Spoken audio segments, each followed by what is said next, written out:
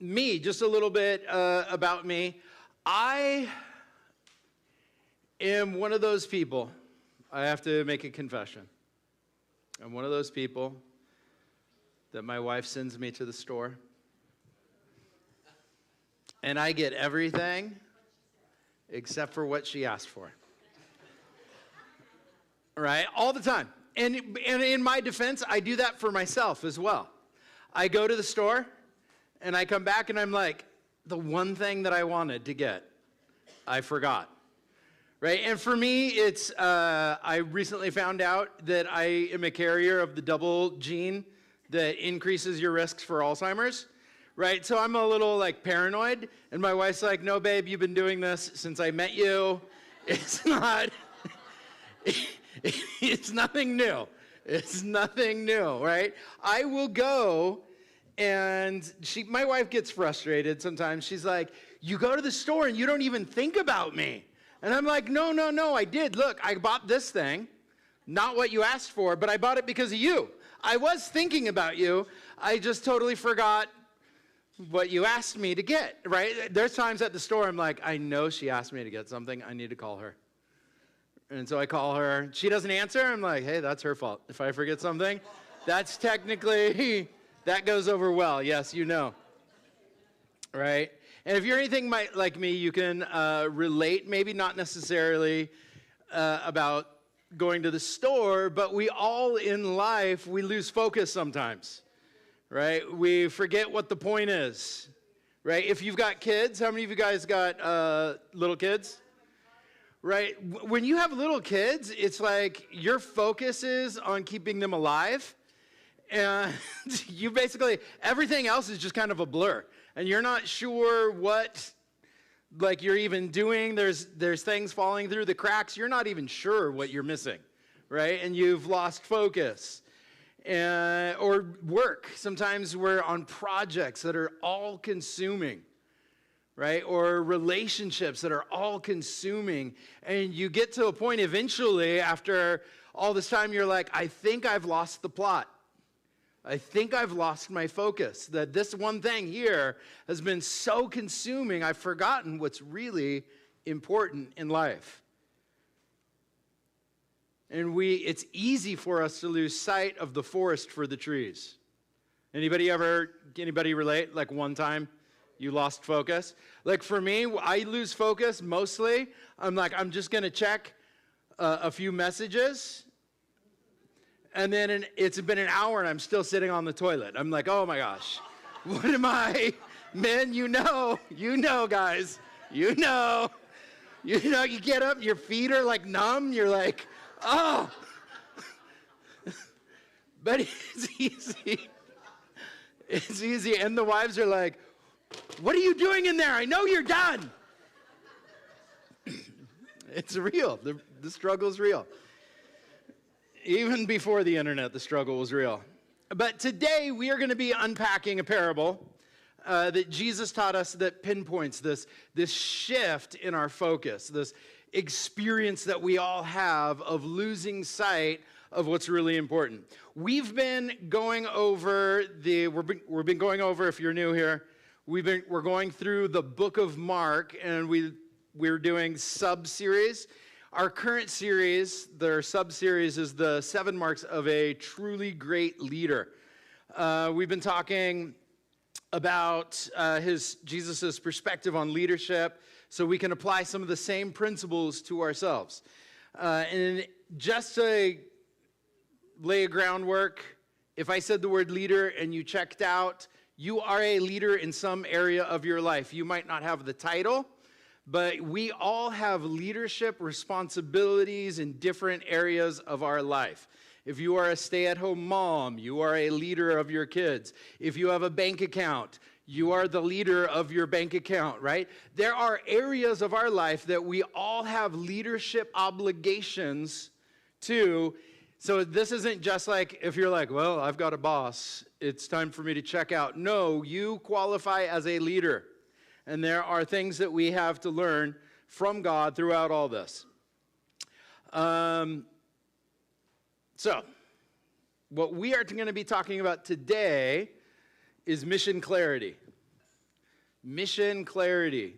The mark of a truly successful leader is mission clarity. This one thing that we're going to be looking at today will determine whether you are wildly successful or an abject failure, right? If you lose focus, right? You've had this happen. I've had this happen.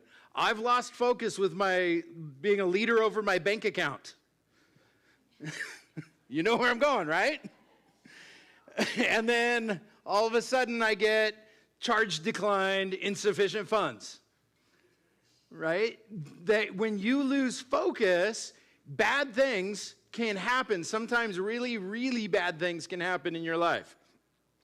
So, the context, this parable that we're going to dive into happens on the heels of a couple things. First of all, Jesus cleanses the temple, right? Which is kind of a very sterile way. He freaks out. He freaks out. He makes a whip. He throws over money. He chases people out with the whip. He chases people. He is like raging out. Anytime you see them do that, you're like, oh my gosh. People walked away and they're like, what in the world is wrong with him? Right? But we're told that what he actually had was holy zeal. That he was so passionate for the things of God, it caused him to act in an extreme manner. And that's one of the things about leadership. We should have a holy zeal. The next day, the leaders came out and were like, what's your problem? Right? They came out to confront Jesus. If you go into somebody's place of business and you start tipping things over and throwing things, the owner of that business has the right to come and be like, what is your deal? So they came, they're like, what is your issue? Who do you think you are? Who gave you the right or the authority to do this? And then Jesus asked them a question. He's like, I'm going to answer your question after you answer my question. And he asks them, where did John the Baptist get his authority, heaven or earth? And their response reveals something startling about the leaders of Israel. They refused to answer because they feared what the people would say. They viewed their authority as coming from man and not from God. Right? And that's what Jesus reveals. After that big reveal, that you guys actually aren't in line with God's priorities, he tells this parable, right? And at the end, it says that they know exactly that he's talking smack to them in front of everybody. And they know it, and they're trying to kill him for it. So, here we go. Let's dive into it. Father, as we come before you and we open your word, we pray that you would just open our hearts wide to what you'd have to say and just speak to us, Father. In Jesus' name, amen. All right. He then began to speak to them in parables. He said, a man planted a vineyard, set a hedge around it, dug a place for the wine vat, built a tower, and he leased it to vine dressers and went into a far country. Sometimes the word vine dressers is a little weird. We don't use that anymore. It's basically tenants, right? He's renting out the vineyard for people that want to make wine. Now, at vintage time, he sent a servant to the vine dressers that he might receive some of the fruit of the vineyard from the vine dressers, and they took him and beat him and sent him away empty-handed, right? The vine dressers just like, hey, rent's due. Imagine if you did that to your landlord.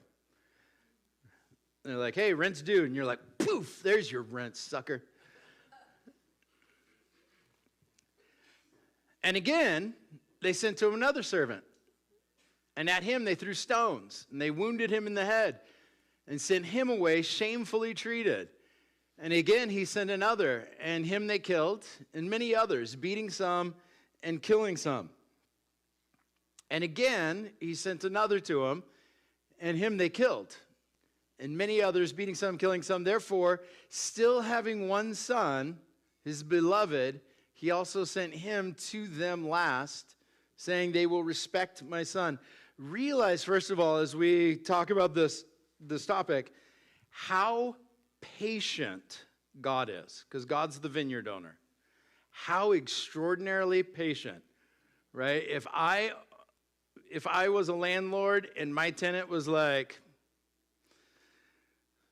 I'm not paying you nothing, and like punched me, I'd be like, I'm calling the cops. You're out right now.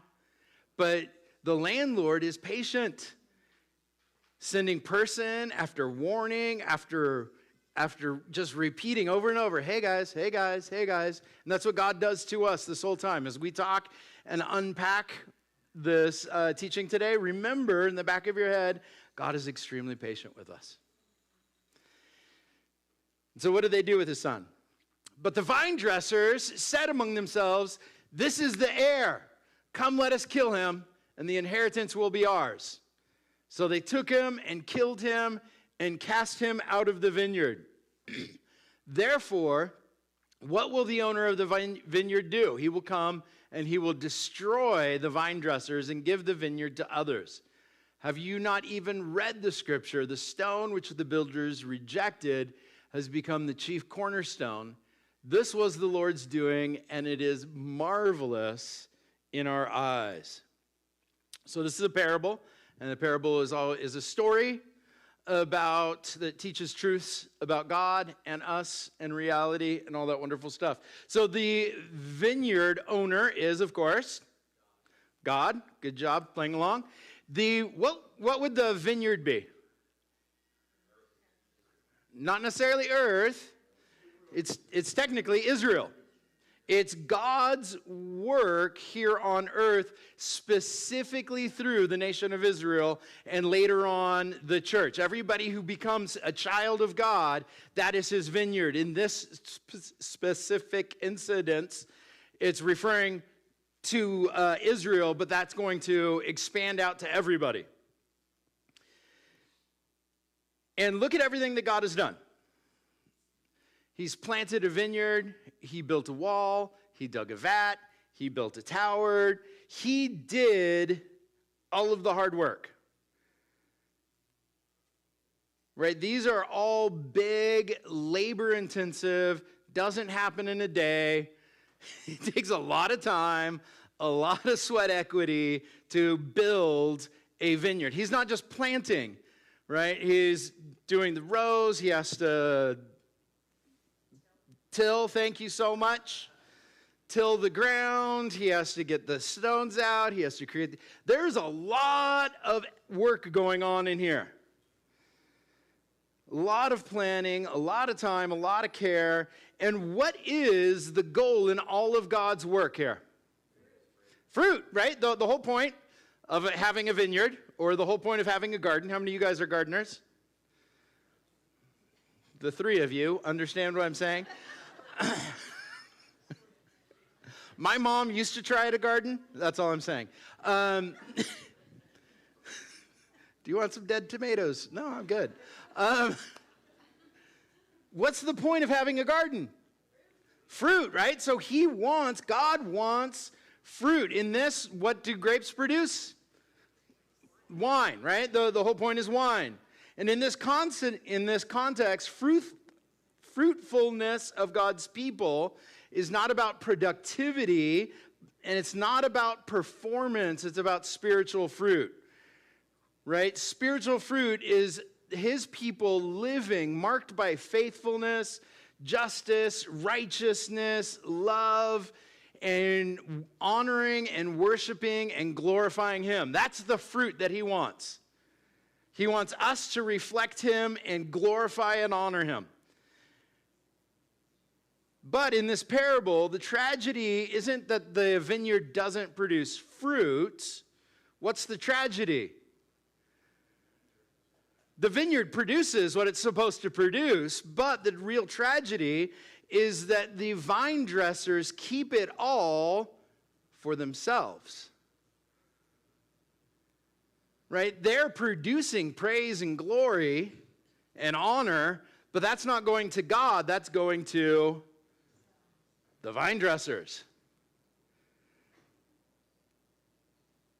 And the issue isn't unproductivity, it is possession. The leaders took what rightfully belonged to God.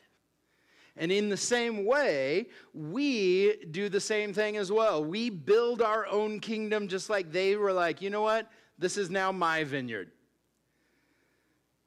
And what they did is they lost their mission focus. Their mission focus was to tend the grapes, tend the field, produce some wine. They get a big portion of it, and the owner also gets a portion of it. It's not like the owner was like, you guys have to labor away for free, right? They got to enjoy some of the fruit, but they were never intended to enjoy all of it. And as we go through this, realize that it's not that God wants us to have joyless lives where we don't enjoy anything that he gave us, but if it ends there, then something is wrong. That the enjoyment is not just for us, but it should also be turned back to the Lord. Right? So what God did, in an illustration, it's like somebody built a salon, right?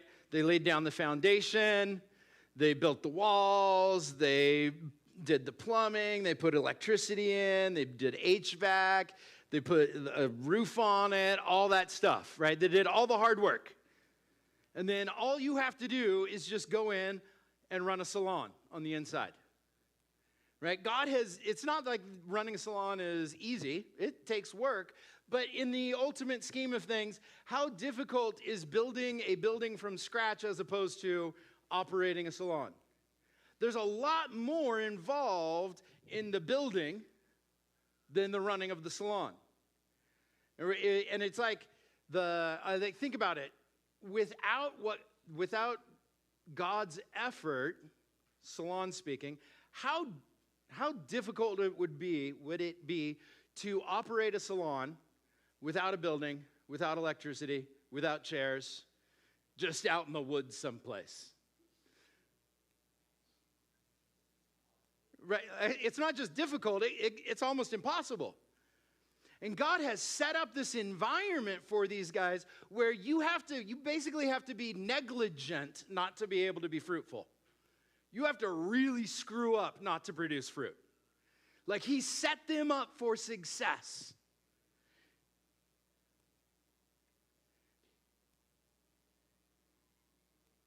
But he hasn't just set them up for success, he's done the same for you. For each and every one of us, God has given us all many vineyards, relationships that we have. Right? He's provided you with resources. He's provided you with finances. He's given you all kinds of opportunities. He has given you things that will produce fruit in your life, that are designed to produce. He's surrounded you with people that you can influence, where you can reflect his character. These are many vineyards that God has entrusted to you. So what I want to do before we move on is just ask yourself, what are those things God has entrusted to me? What relationships has God given me? Right? If you're a parent, that's pretty easy. But what things has God placed under your care? Right? If you have a job, your bank account is one of them. Who are the people, the opportunities, the resources he's given to? And just like the vine dressers have been set up for fruitfulness, you and I have also been set up for fruitfulness in several areas of our life. The vine dressers. Let's talk about the vine dressers now.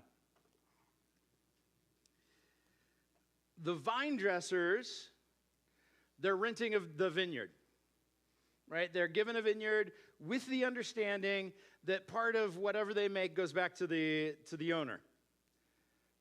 The owner's not unreasonable. They get to enjoy the fruit. In the same way, God's entrusted us with stuff, and we get to enjoy it, but he has entrusted. He doesn't expect us to labor without joy. But this is what happens with the vine growers. I don't think it was like an instant, hey, this is now ours. Like, thanks. But over time, the vine growers are pouring all their effort, their energy. They're the ones out in the hot sun, baking in the hot sun. And they begin to believe that they deserve everything. Right? And there's this shift. The tenants went from renting out a vineyard to thinking that they deserve 100% of its produce. They've lost the focus. Not only that, it's not just that they're like not giving what is due, but they're beating up the people that are sent to remind them of reality. The owner keeps like sending people to be like, hey, remember what we agreed to. And they beat them up and they kill them. And eventually, they become full-blown self-deceived. Finally, they get to the place where they're convinced that if they kill the heir, then the vineyard will be rightfully theirs. How in the world, you read this and you're like, how in the world can somebody be so stupid? That is the most absurd thing I've ever heard.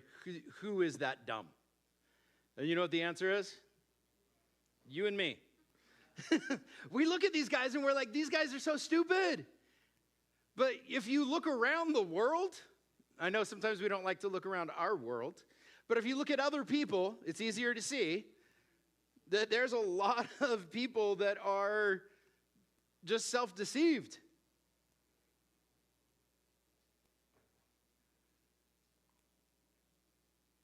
And in terms of leadership, this is the number one thing that causes you to either succeed or fail. To stay on mission or to be self-deceived. The reason why we don't stay on mission is because we become deceived about things, usually our own importance.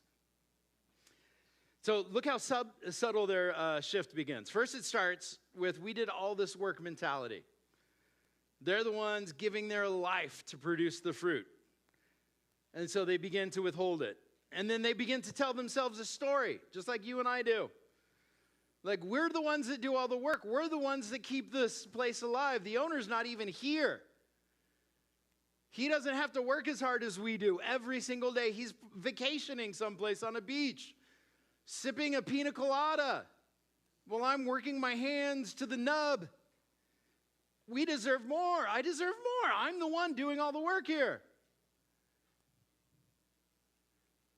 After all, he's not even working in the vineyard. And that grows into self-justification, where they begin to build explanations to make themselves right and the owner wrong. Because we have this habit, we never like to be bad people. I mean, there's a couple psychopaths out there who enjoy it. But the average person does not like to view themselves as bad. And so when we start doing things, we tell ourselves stories that makes the other people in the wrong and puts us in the right. This is why I deserve it. And that guy's a jerk anyway. And the messengers that the owner's sending, instead of being a reminder of reality, they feel like an intrusion into my story that I'm telling myself. And eventually, they go full-blown delusional. And the story in their heads gets to the point where they believe that if they kill the heir, they're going to be the rightful owners. And what started as a small entitlement becomes a full-blown takeover plan. And realize how detached from reality their plan actually is. If you kill the owner's son, the owner is still the owner. Right? It's like their plan doesn't even line up with real reality. But their logic has drifted so far that that seems like wisdom. Right? And to us, it seems absolutely absurd. How could anybody become so self-deceived that they would think that killing the son's owner the deed would just transfer to you? But we all do it. And it happens in the world around us all the time. It's always easier to see examples of other people than ourselves, so I'll start there. Right, there's something similar that's happening that I hear every once in a while, that's almost identical to the parable. There's this movement where workers feel like they are not getting paid enough, that we do all the work, we do all the labor. And I'm not saying that workers are not treated unfair. Some workers are treated unfair. But it's like this idea that we produce this product. We deserve a right to part of this company. Right? It's our blood, sweat, and tears that produce this product, which is true.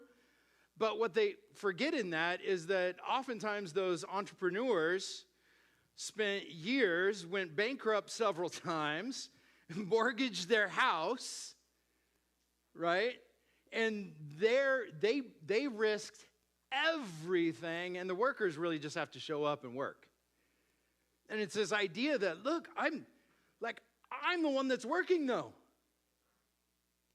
Right? And if you want to talk about workers that are mistreated, there are some workers here that are mistreated.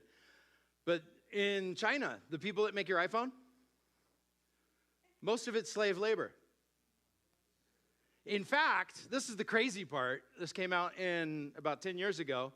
Some of the companies, the places where they produce the iPhones, they have to put suicide nets on the windows because the conditions are so bad that workers would rather kill themselves than keep working there. Right? And all of us are like, oh, that's so horrible. And then part of us is like, but I hope you finish my phone first. Right? None of us would say that out loud. And you're like, you hear about the slave laborers, and you're like, man, that sucks. But the iPhone 17's coming out, and it's time to upgrade my phone. I hope somebody does something, but and that reveals our own self-deception about it. That people are literally suffering, and we're like mildly concerned. As long as it doesn't interfere with my life.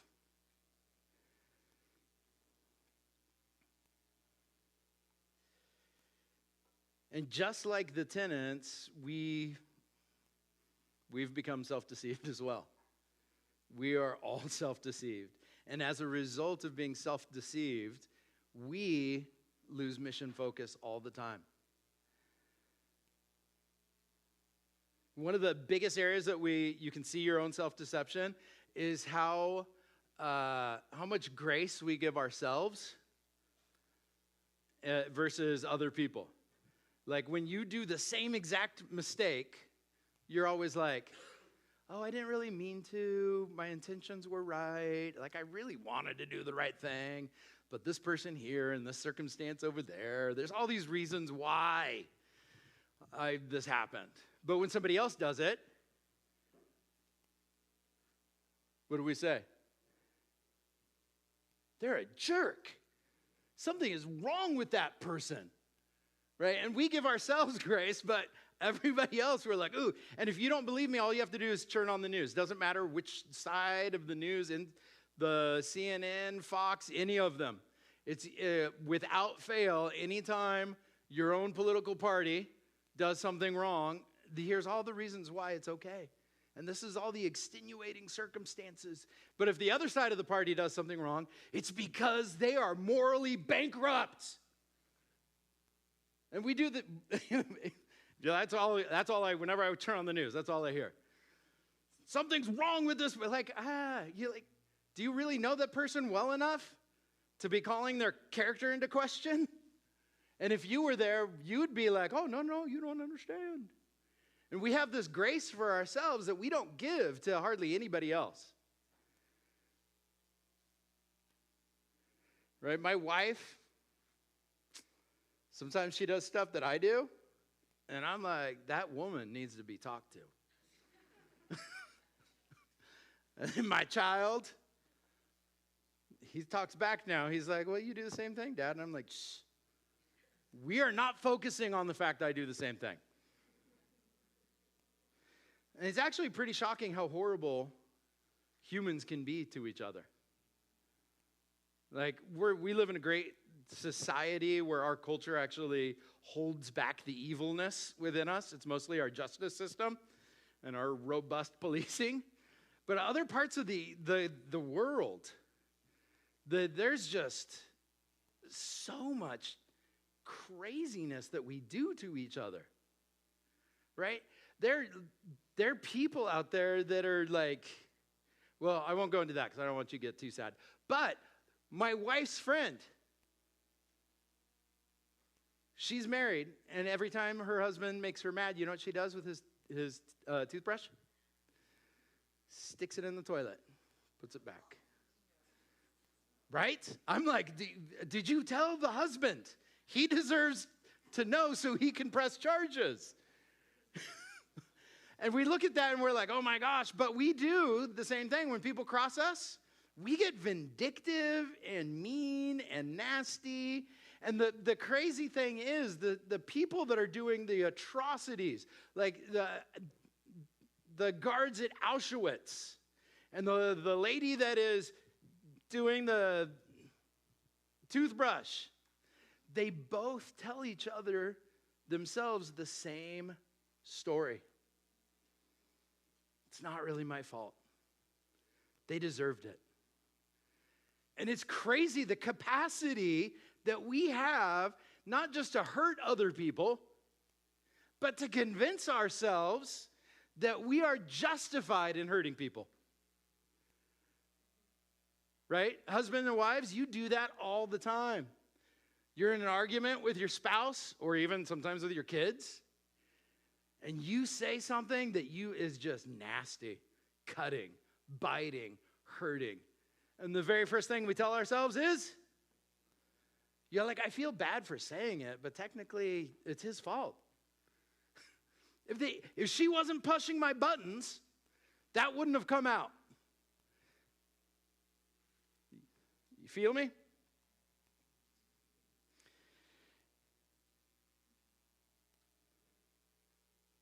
And this is the hallmark of deception, which leads to the tenants making such imaginable choices. It's that same mentality that's in you and I, that we too can get to the point where we're like, you know what? Let's do some really bad stuff. I'm okay with doing bad stuff to people that are just going to hurt them because technically they deserve it. And I'm really the victim in all of this.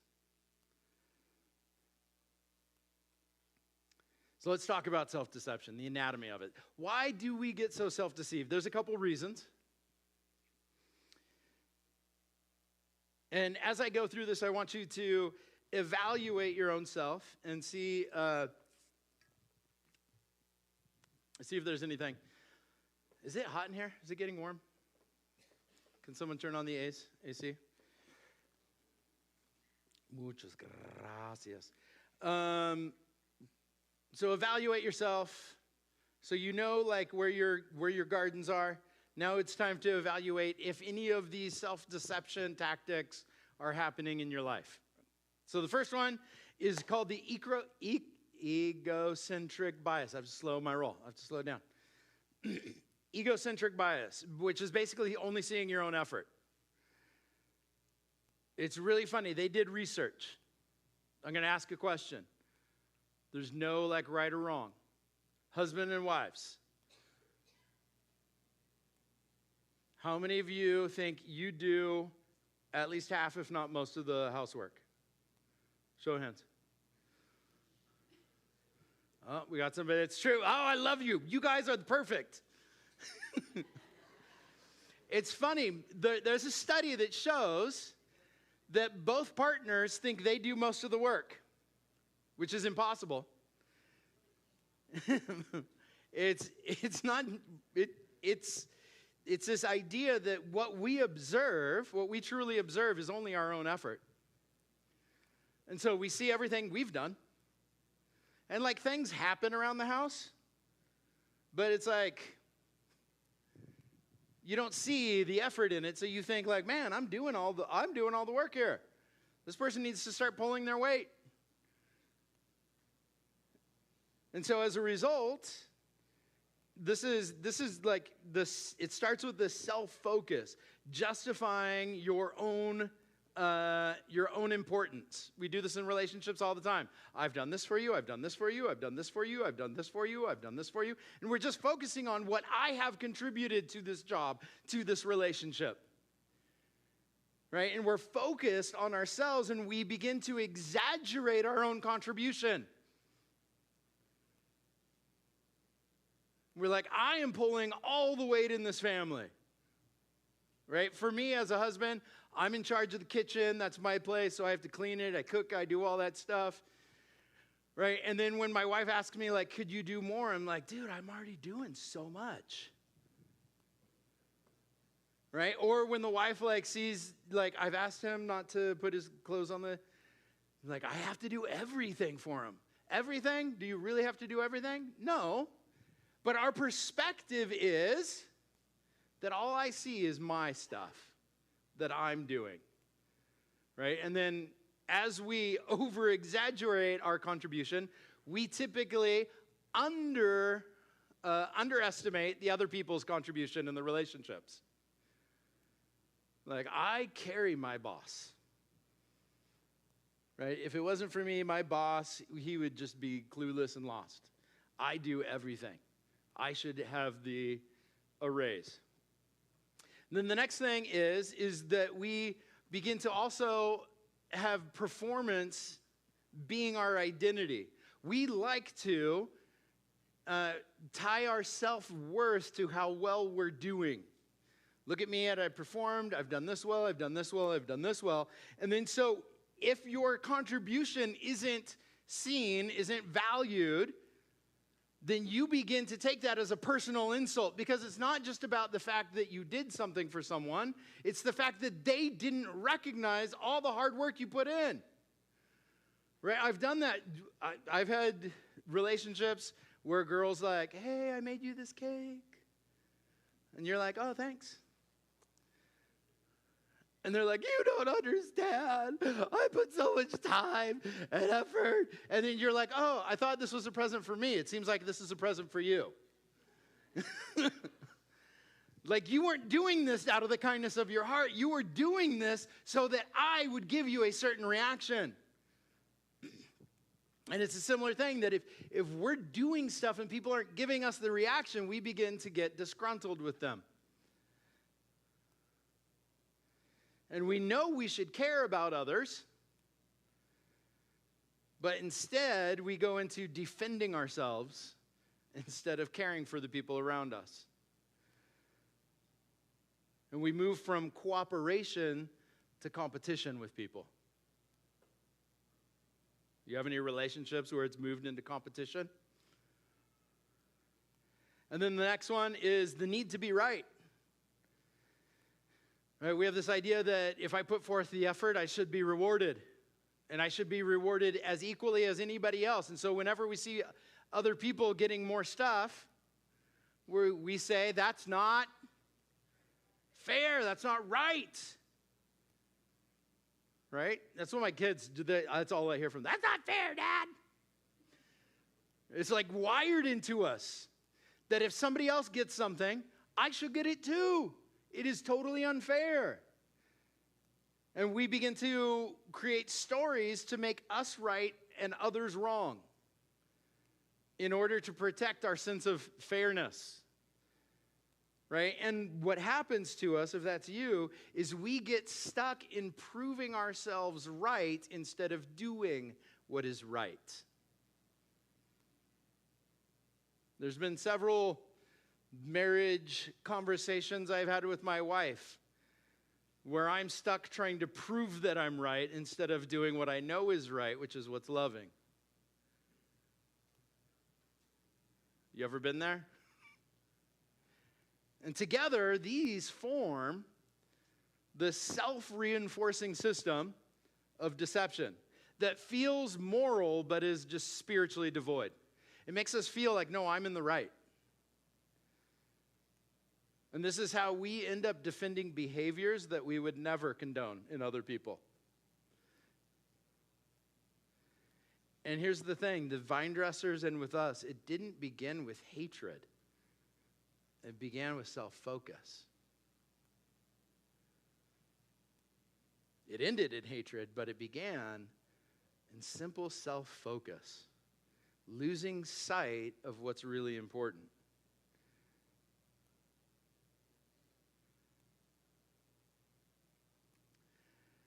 So let's take a look at ourselves in the parable. The parable is bigger. I've just been unpacking our interrelational problems, right? That when we get self-deceived, we bump into each other. Because that's the easiest one for us to see. But the reality is, the parable isn't excoriating the focus on hurting other people. The problem with the parable that the parable addresses is that the vine dressers were withholding from God. It's not that they were beating up people. Yeah, they were doing that. Their real issue is they were holding on to what was rightfully God's, thinking it was theirs.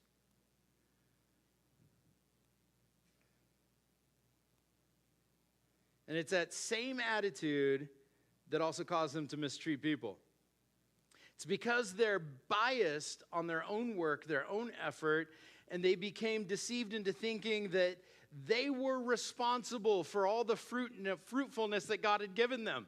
God had given them all this fruit, and they think, you know what? All of this fruit is because of me and my hard work. And they lost sight of everything that God had done to set them up. Why did God entrust his vineyard, which is his people, to these vine dressers? They were supposed to take care of God's kingdom here on earth, but what they did, instead of giving God the glory, the honor, and the praise, they received it for themselves. That the things that were supposed to go to God, they're like, no, I'll hold on to that.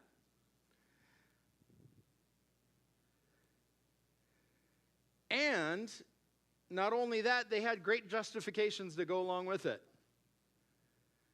And just like you and I, we have all kinds of justifications for the stuff we're doing too.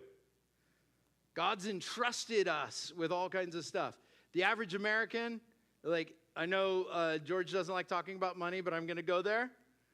If I start talking about money, a lot of us will be like, start squirming. My money's kind of mine, Scott.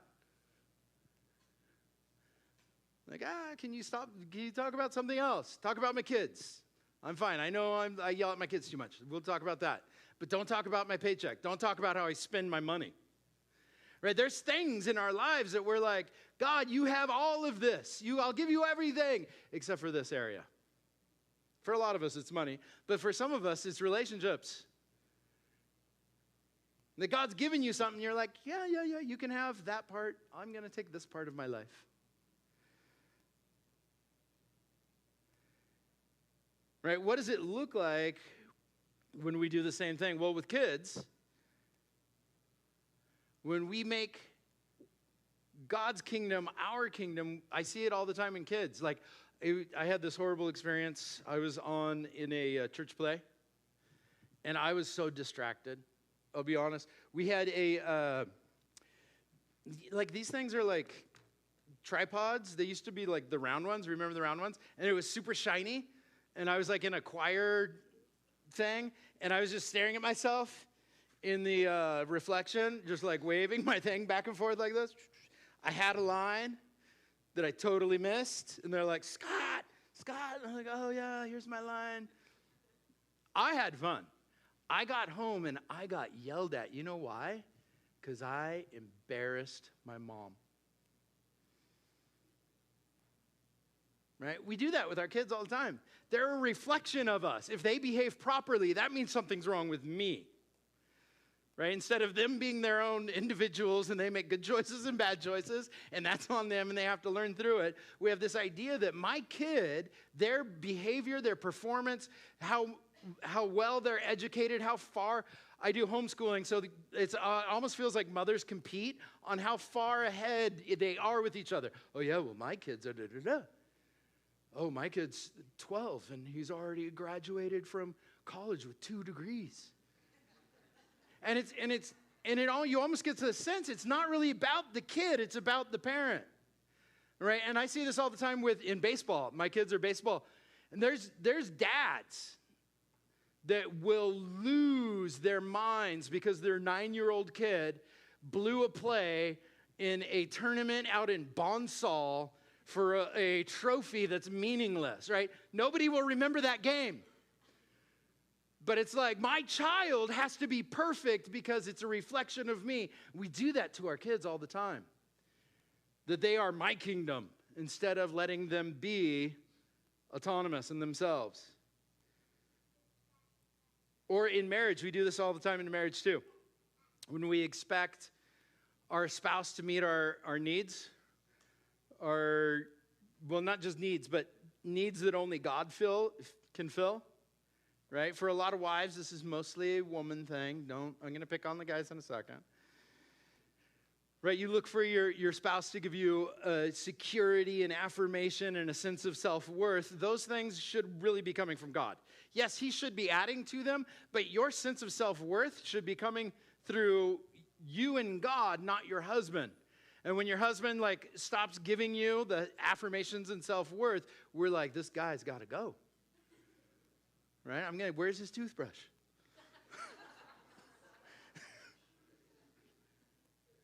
And what happens is we shift our hope to a person instead of God. That this person needs to meet my needs instead of God. And for most men, their self-centered version of marriage looks a little different. Instead of trying to draw emotional worth out of our spouses, we just want to be left alone. We just want comfort. Just leave us alone. I don't want to do anything. I don't want to have any hard conversations. I'm going to shut down when things get tense, right? We convince ourselves that peace means silence, and so we stop engaging, not because we're humble, not because we care, but it's there's just so much drama. I don't want to deal with the drama today. And that's just selfish. That's I'm putting me before my wife needs to talk, and I'm like, talking's hard. I don't like hard things. Or we do it about work, too. Sometimes we make work about us, and our sense of worth starts depending on how productive and successful we are. And we stop seeing our job as a way to serve God, but as a way to, validate our own sense of worth and need. Or we get so consumed with work that we stop focusing on the things that matter. Guys, I'm mostly talking to you, your family and your kids. And you're like, no, it's more important that I'm successful here. And in all of that, we keep running our own vineyards like it's ours. Our relationships, our marriages, our kids, our jobs, our bank accounts, this is actually mine. We are just renters. In all of those things God has given us, we are just the renters. And a portion is due to God in every single relationship, in every single resource, in every single financial thing. A portion is due to God. So mission clarity. We're going to go through some application, then we're going to be done. So, earlier we identified your vineyards, yeah? Everybody at least picked one thing? One or two? You have something? This is what yes looks like. All right, perfect. Thank you, Sandra. Now here's the question that we're going to ask ourselves. What are we doing with those things? What are we actually doing with those things? Who is the vineyard really for? Ask yourself, have I started to believe that this vineyard, that this thing God gave me is actually mine? It's all mine? Right? Or is it there for me to glorify God? Or another way to ask it is, what areas of my life have I stopped seeing God as the true owner of this thing?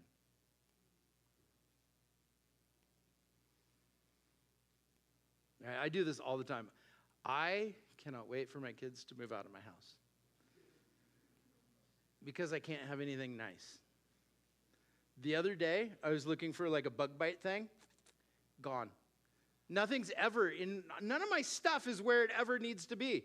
I put my stuff in a certain place, I come, and it's gone, or it's like half of it's missing. And I keep going, like with my kids, I'm like, hey, you guys can have this one. I just bought this. This is no touch. And then guess what happens? Touchy, touchy, touchy, touchy. Break it, kick it. Right? And what does that reveal about myself? Well, number one, I like to be able to find the stuff I'm looking for. But I don't view that as the family's. That's mine. And my stuff is my stuff, and you keep your hands off of my stuff. Right? That's what it reveals. That I don't actually view myself as a steward of much of what I own. Right? There's stuff that I'm like, I'm willing for the kids to break. I'm a good steward with that. And then there's my stuff. So what do you have that you're like, I'm not comfortable with sharing that, God? Right? And for us in America, it's actually really hard to do this. Because we live in like the freest country in the world. There's other countries that are westernized, and they look at us and they think we're insane because of the freedoms that we have. They're like, those people are crazy. And that beautiful freedoms that we have is also one of the greatest liabilities we have. Because we think, we have this perception, we probably won't say it out loud, but we think one of God's biggest jobs is to ensure and protect my personal freedoms. Like, God's not doing something if my freedoms aren't like being fully, like I should be able to do whatever I want. And the reality is, we are like the vine dresser. God owes us nothing. We are the ones that owe him. Be thankful we live in America. Be thankful you could live in places where you're fully oppressed. There are horrible places to live. We live in like such a glorious place. But realize that all that freedom that we can do anything we want is also one of the biggest hindrances to us realizing that I owe God. God does not owe me. That God deserves all of my honor, praise. And I thankfully enjoy all the freedoms. But it's God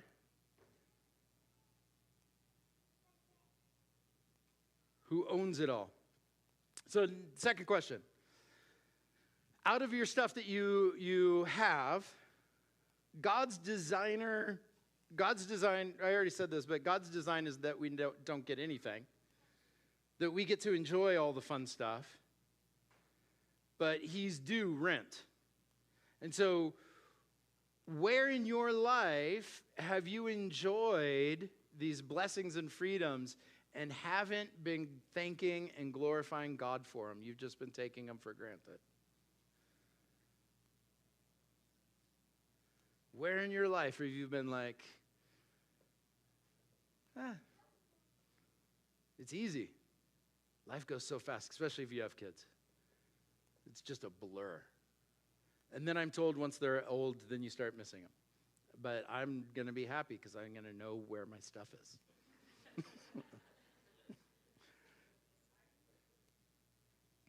And then the last one. Where is self-deception showing up in your life? We all have it. We're all guilty of it. Right? And it's not that you'll rid yourself of it. You won't. But it's about identifying it. You're like, okay, I'm starting to get self-focused, self-deceived here. Right? One of the greatest cures for a struggling marriage is get yourself out of your own self-deception.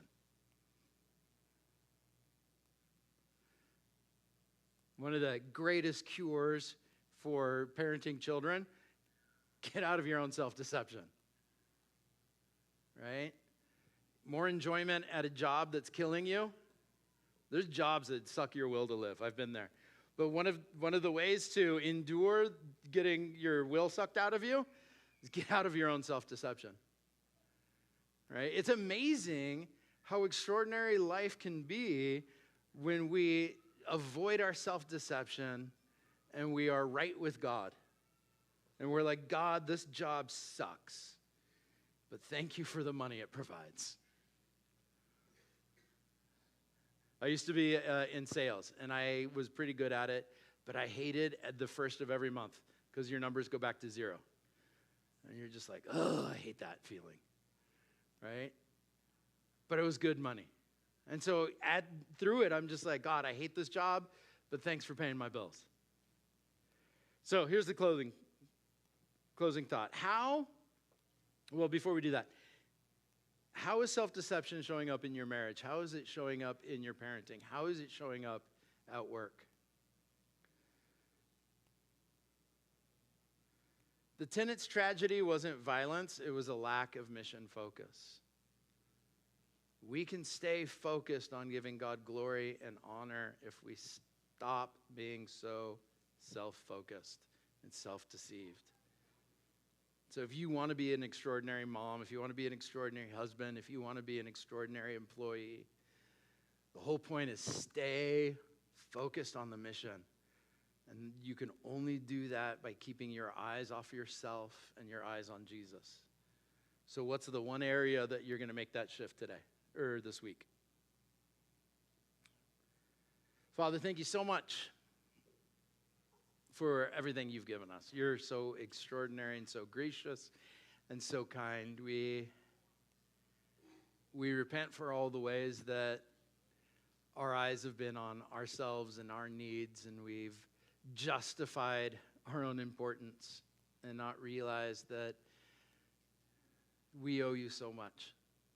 And just our ability to say thank you is a gift from you. I pray you'd cause that to resonate deep in our hearts this week and for the rest of our lives. In Jesus' holy and precious name, amen. Oh, and bless the food. If you're new here, we have food.